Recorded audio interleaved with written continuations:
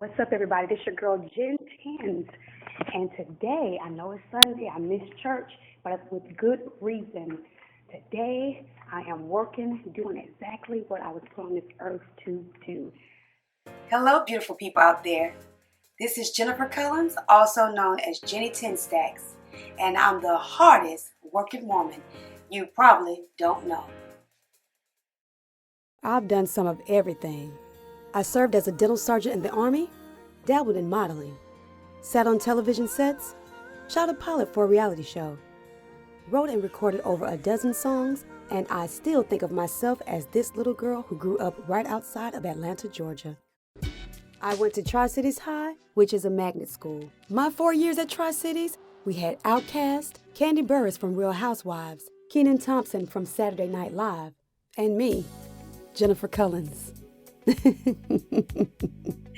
Did I forget to mention that I'm extremely modest and shy? I always wanted a family and married twice. My second husband was a singer, and our relationship looked good on paper until egos and libidos got in the way. What I remember about being married to Jennifer, we were just about business every day. She wrote All About You, the album. The songs were personal. We went through a painful divorce, but when Karan asked me to write for his first studio album, I poured my heart into 7 of the 11 songs on the album. You think putting aside hurt, pain, and shame to write an album for your ex-husband was hard?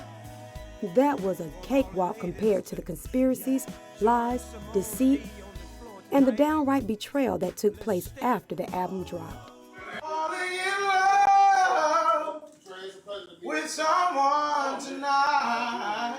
I decided that the music business was no longer my business. I decided to do something that no one else could take credit for. You'll be able to start seeing some of those declarations come to pass. I decided to use something nobody else could steal. She watched the children of the local slave owners. Shut your mouth, There's girl. What also a you more say? unique side to it.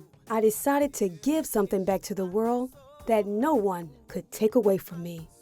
I decided to use my voice. Things were great in the beginning. I really thought we were Adam and Eve. We worshiped together, played in skits at the church, threw epic birthday parties. We were the fun couple. Never in a million years did I think he would cheat. But when he did, a piece of me died, and then I was reborn. After 5 years of taking a backseat to my husband's career, I decided to write about what I was feeling. I wanted to write about being naked, just like Eve. A mutual friend introduced me to a producer by the name of Jimmy Jones. Just a very gifted songwriter. She's a good singer and everything, good melody maker. And personally, she's a good person. Once my estranged husband learned that I would be writing material, he commissioned Jimmy to be his producer, with me serving as head writer. I decided to work on the project, but was very upset when I learned that I would be sharing credit 3 ways for songs I had written. I also wrote a local hit for blues singer Simone D and sang background vocals for jazz saxophonist Antoine Knight. I never received credit or compensation for either. I carried this hatred for the music business for years. After nearly 8 years, I decided to become a certified voiceover artist. I graduated from Clayton State, and my instructor was Vince "The Voice" Bailey. Well, Jen Tens, as we call her, Jennifer Collins, she did make an impression from day one with me. She was engaged in the class, asking questions, wasn't afraid to stretch herself when, maybe it was a silly spot or, be the angry black lady or be the sad mother. And then I knew that she had some singing behind her. So she's a performer and, that's what it takes. This is voice acting. And she was very helpful in getting other students motivated. So she was definitely a treasure in class. And I guess it shows because she's still doing great things today. For the first time, I felt like I was in control of my own business It wasn't long until I started lending my voice to audiobooks, Amazon book ads, and even an international spokesperson for a radio spot.